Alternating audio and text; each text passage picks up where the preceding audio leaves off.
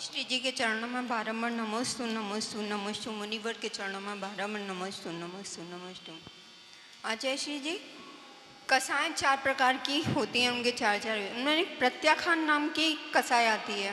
कौन सी? प्रत्याख्यान, उसके 4 भेद अलग होते हैं, अनंतानुबंधी और संजुलन और प्रत्याख्यान। प्रत्याख्यान होती है ना, वो एक प्रत्याख्यान कसाई होती है और एक प्रत्याख्यान का नाम आता है सामायिक में।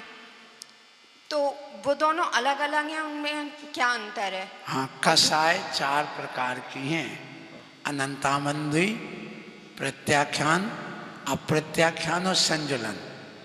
ये जो कसाय हैं इसमें 9 कसाय और है। तो ये प्रत्याख्यान कसाय अलग है, और जो सामायिक में प्रत्याख्यान का अर्थ होता हुआ त्याग, प्रत्याख्यान का अर्थ त्याग हुआ, और एक प्रत्याख्याना वर्ण है और अप्रत्याख्याना वर्ण है। वहाँ पर भी त्याग से ही संबंध है।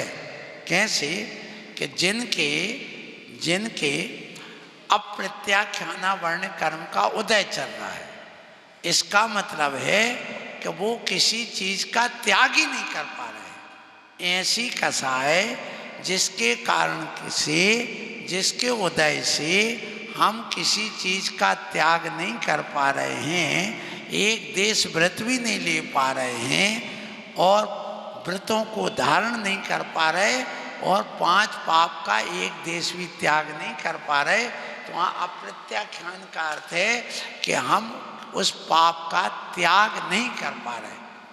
यही उसका अप्रत्याख्याना वर्ण कसाय का अर्थ है। उस कर्म के उदय से ऐसा हो रहा है। और प्रत्याख्याना वर्ण में ये लेना कि जहाँ पर एक देश चारित्र तो आ गया, अब उसका अभाव होते ही हम सीधे मुनि बन जाएंगे, इसलिए वहाँ पर पूरे पाप का त्याग हो जाएगा। और अभी अंश मात्र में त्याग हुआ है एक देश व्रत के रूप में, इसलिए प्रत्याख्यान का अर्थ त्याग से है। वहाँ कसाय का त्याग होने से व्रत संयम की ओर बढ़ जाते हैं।